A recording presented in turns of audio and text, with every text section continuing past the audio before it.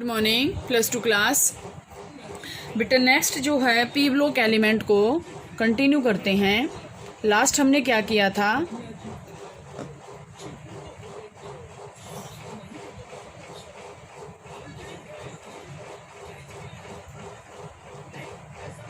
P block element को जो है आज कंटिन्यू करेंगे। कंटिन्यू का मतलब यहाँ पे लास्ट हमने क्या किया था, एसिडिक करैक्टर हमने कर लिया था।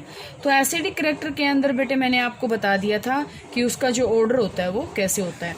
आज हम एसिडिक करैक्टर के बेस पे जो उसकी नेक्स्ट प्रॉपर्टी आती है, वो जो नेक्स्ट प्रॉपर्टी आती है वो आती है बेटा इसकी रिड्यूसिंग प्रॉपर्टी, या फिर हम क्या कहेंगे रिड्यूसिंग करैक्टर। अब इसमें आपको ये नोट करना है ध्यान से, ये इसी के बेस पे रीजनिंग के क्वेश्चन पूछेंगे। कोई आपसे ये नहीं कहेगा कि फॉर्मेशन ऑफ हाइड्राइड बताएं या reactivity of group 16 element toward hydrogen बताएं। This is not the way of questioning. इसमें आपके पास कैसे आएगा, यहाँ से बेटे एक वाटर को छोड़ के, वाटर क्योंकि आपके पास रिड्यूसिंग एजेंट काम नहीं कर सकता, ठीक है, वाटर को छोड़ के जो रिमेनिंग है ना सारे के सारे रिड्यूसिंग जो है एजेंट की तरह काम करते हैं। अब अगर आपके माइंड में से स्लिप हो रही है कि रिड्यूसिंग एजेंट होते क्या हैं, रिड्यूसिंग एजेंट्स क्या होते हैं, दूसरे का रिडक्शन करते हैं, खुद का ऑक्सीडेशन करते हैं। तो दूसरे का रिडक्शन कब होएगा, जब वहां से क्या करेंगे वो ऑक्सीजन उसको देंगे, और दूसरे का क्या होगा ऑक्सीडेशन करेंगे।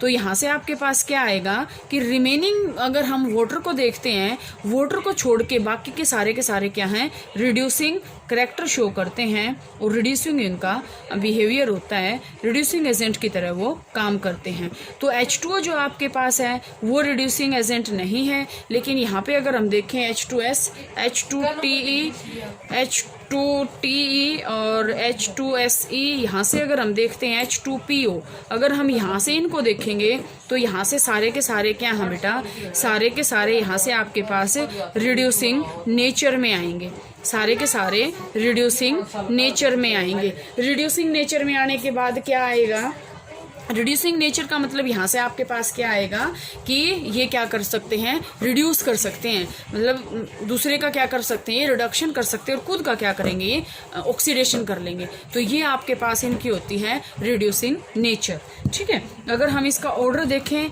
तो ऑर्डर में आपके पास यहाँ से अगर देखें तो ऑर्डर में आपके पास यहाँ से क्या आएगा, H2O क्या है सबसे कम, मतलब पावर उसकी होगी रिड्यूसिंग पावर। इसके बाद आपके पास आएगी H2S की, उसके बाद आपके पास आएगी H2SE की, उसके बाद आपके पास आएगी H2TE की, और उसके बाद आपके पास आएगी H2PO की, ठीक है। तो यहाँ से आपके पास ये इसका ऑर्डर होता है। ये आपके पास कैसा ऑर्डर है इसका, रिड्यूसिंग करैक्टर का मतलब क्या है कि as we go down the group, the reducing power या रिड्यूसिंग करैक्टरिस्टिक्स या रिड्यूसिंग एजेंट की जो पावर है वो क्या होती जाएगी, इंक्रीज होती जाएगी, ठीक है। इसके बाद आपके पास आता है बेटा, ये तो थी रिएक्टिविटी टुवर्ड्स हाइड्रोजन। इसके बाद इसमें जो नेक्स्ट टॉपिक आता है आपके पास वो आता है reactivity towards halogen. I think आपको इतना क्लियर है, रिड्यूसिंग एजेंट ही था, बाकी क्या है इसमें आपके पास नेक्स्ट आएगा reactivity towards hydrogen, sorry halogen, reactivity towards halogen. देखो ध्यान से क्या करेंगे आज इसमें next, towards reactivity towards halogen. Halogen के टुवार्ड्स जो है इनकी रिएक्शंस देखते हैं कि ये हैलोजन के साथ जो है रिएक्शन क्या करते हैं।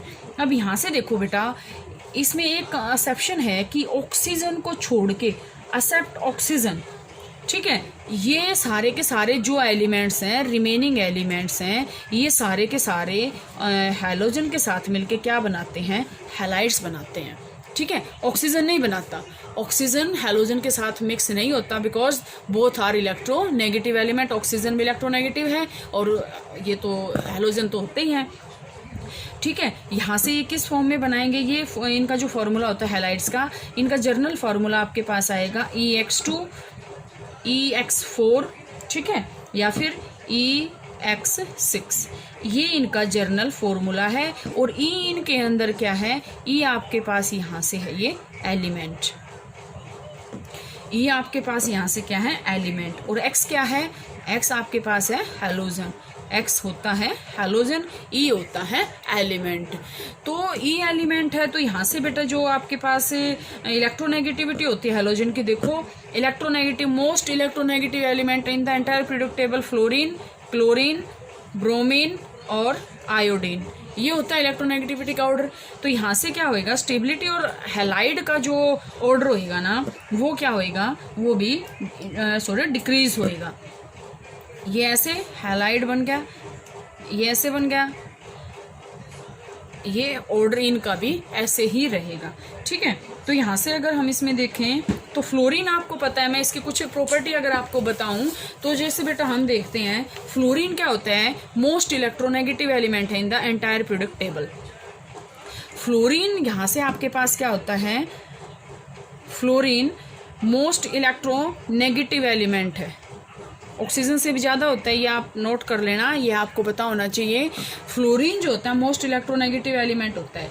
तो अब यहाँ से अगर फ्लोरीन मोस्ट इलेक्ट्रोनेगेटिव है तो इसका मतलब क्या है, ये मैक्सिमम नंबर को क्या कर सकता है, मैक्सिमम नंबर ऑफ इलेक्ट्रॉन को क्या करेगा, अट्रैक्ट कर सकता है, मैक्सिमम नंबर ऑफ इलेक्ट्रॉन को अपनी तरफ अट्रैक्ट कर सकता है। तो इसका मतलब क्या है, ये जो आपके पास सल्फर के साथ, सेलेनियम के साथ और टेलुरियम के साथ जो बनाएगा ना वो आपके पास EX6 के फॉर्मूले बनाएगा, क्योंकि क्या है, E आपके पास क्या है, एलिमेंट है, और X आपके पास क्या है, हैलोजन है। हैलोजन आपके पास मैंने अभी बताया फ्लोरीन मोस्ट इलेक्ट्रोनेगेटिव है, तो यहाँ से ये इसके साथ जुड़ सकता है और फॉर्मूले क्या बनाएगा, ये SF6, SEF6 और TEF6, ठीक है। ये क्या बनेंगे, डायरेक्ट कॉम्बिनेशन से ये बन जाते हैं, ठीक है। अब यहाँ से आपके पास क्या है, सारे के सारे हेक्सालाइड में से ये हेक्सा फ्लोराइड सिर्फ ये स्टेबल हैलाइड बनते हैं, और जो EX2, EX4 ये जो होते हैं वो स्टेबल नहीं बनते, ठीक है। और जो स्टेबिलिटी होती है बेटा, इसका क्वेश्चन रिलेटेड क्वेश्चन इससे आ सकता है कि इसमें से मोस्ट स्टेबल कौन सा है, स्टेबिलिटी का ऑर्डर क्या होएगा, SF6 जो है, SF6 मोस्ट स्टेबल है, SEF6 उससे कम है, और TEF6 क्या है, उससे कम है, मतलब लास्ट में ये सबसे कम है। आपने देखा भी SF6 आप +1 क्लास से पढ़ने लग जाते हो। तो ये क्या होता है, मोस्ट स्टेबल, और ये क्या होता है, लीस्ट स्टेबल। ये मोस्ट स्टेबल है और ये क्या है, लीस्ट स्टेबल है, ठीक है। इसके बाद बेटा हम करते हैं टेट्राफ्लोराइड्स, EX4। EX4 में आपके पास क्या बनेगा, SO4 बन जाएगा, SCF4 बन जाएगा, 3 ही है क्योंकि ऑक्सीजन तो बना ही नहीं रहा, सल्फर, सेलेनियम और टेलुरियम, पोलोनियम आपके पास वैसे जो रेडियोएक्टिव सब्सटेंस है। और ये क्या बनाएगा, SO4, SCF4, और क्या बनाएगा, TEF4। अब ध्यान से देखो, SO4 आपके पास क्या होती है, गैस होती है, SCF4 आपके पास लिक्विड होता है, और ये जो होता है TEF4 ये होता है सॉलिड।